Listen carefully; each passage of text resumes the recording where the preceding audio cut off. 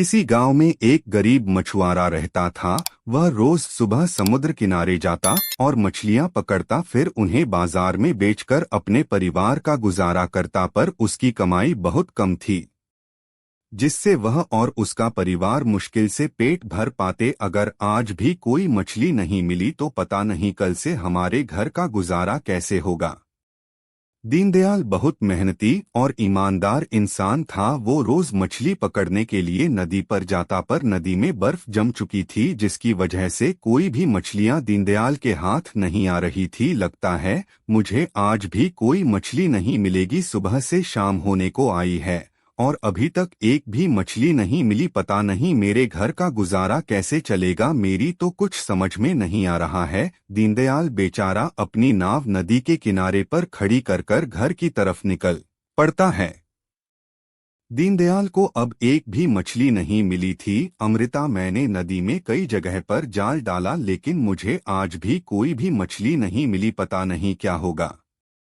आप चिंता मत करो, अभी कुछ दिनों का राशन घर में है, तब तक कोई ना कोई उपाय निकल ही आएगा। लेकिन वह राशन भी लंबे समय तक नहीं चलेगा। अमृता, अगर मुझे जल्द ही मछलियां नहीं मिली तो फिर हमारे घर के हालात बहुत खराब हो जाएंगे। आप चिंता मत करो, मैंने अपने मायके में सिलाई और बुनाई का काम सीखा था, तो जब तक आपको मछलियां नहीं मिलेंगी तब तक मैं यहाँ लोगों के कपड़े सिला करूंगी। और वैसे भी यह ठंड कोई हमेशा थोड़ी ना रहने वाली है, कुछ दिनों बाद मौसम ठीक हो जाएंगे। मैं बहुत भाग्यशाली हूँ जो मुझे तुम्हारी जैसी पत्नी मिली। अब तुम खाना बनाओ, बच्चे भी स्कूल से आने वाले होंगे। गांव की चौपाल पर सभी लोग एक जादुई गुफा के बारे में बात कर रहे थे। दीनदयाल भी वहीं मौजूद था। वह जादुई गुफा बहुत प्राचीन है। दीनदयाल बेटा, एक बार जो भी वहां जाता है वह वापस नहीं आता, क्यों? नाना मुखिया जी, हम सभी लोग इकट्ठे होकर उस गुफा के अंदर चले, पता तो चले आखिर उस गुफा के अंदर है क्या। जिसे जाना है वह जाओ, मैं तो नहीं जाने वाला। उस गुफा के अंदर अमित भी 2 दिन पहले उस गुफा के बारे में जिक्र कर रहा था और आज तक दिखाई नहीं दिया। अरे लाखन भाई, हमारे गांव का एक इंसान नहीं मिल रहा है और आप ऐसी बात कर रहे हो। अच्छा नमस्कार सभी लोगों को, मैं तो जा रहा हूँ उस गुफा के अंदर अमित को ढूंढने के लिए। दीनदयाल उन लोगों की बातें सुनकर निराश हो जाता है और वह अपने घर की तरफ वापस चल देता है। अच्छा हुआ आप आ गए, मैंने अभी अभी दाल और चावल बनाए हैं, आप भी खाना खा लो। दीनदयाल खाना खाकर सो जाता है, लेकिन उसे सपने में बार बार बस एक ही चीज दिखाई दे रही थी। वह सपने में उस गुफा के बारे में सोचता है। उसे एक सुंदर बगीचा और एक चमचमाती गुफा दिखाई देती है। आज तो मैं उस गुफा में जरूर जाऊंगा। यह बात अगर मैं अमृता को बताऊंगा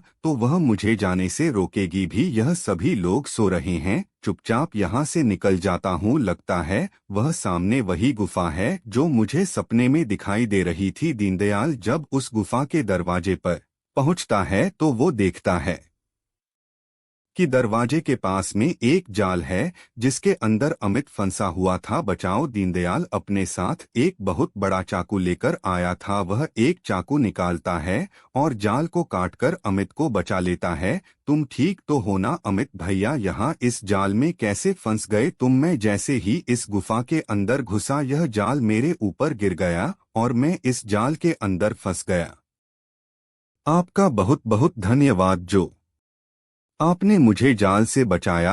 वह दोनों आपस में बात कर रहे थे, तभी उन्हें अचानक गुफा के अंदर ही एक और दरवाजा दिखाई देता है जिसके ऊपर एक चमकदार चीज थी। वह उस दरवाजे को खोलकर अंदर जाते हैं। वह देखते हैं कि अंदर चारों तरफ बस सोना ही सोना बिखरा पड़ा था। यह देखो अमित भैया, यह तो सोना है, हम लोग बहुत ज्यादा अमीर हो जाएंगे। हाँ दीनदयाल भाई, इसीलिए किसी ने इस गुफा के दरवाजे पर इतना बड़ा जाल लगा रखा था ताकि कोई अंदर ना आए। यह बात हमें गांव वालों को बतानी चाहिए और यह सोना हम सभी गांव वालों में बांट देंगे। अरे यह तो अमित है और वो दीनदयाल के साथ यह कैसे हो सकता है? हाँ मुखिया जी, यह अमित है, मैं उस गुफा के अंदर गया था जहां मुझे यह एक जाल में फंसा हुआ मिला। मुझे माफ करना दीनदयाल, मैंने तुम्हारी बात पर यकीन नहीं किया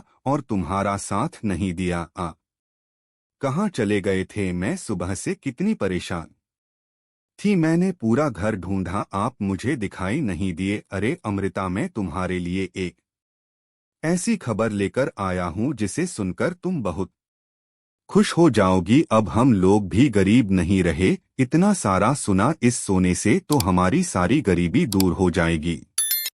अगर आपको यह वीडियो अच्छी लगी है तो लाइक करें और कमेंट में जरूर बताएं कि जो गुफा के अंदर फंस गया था उसका नाम क्या है।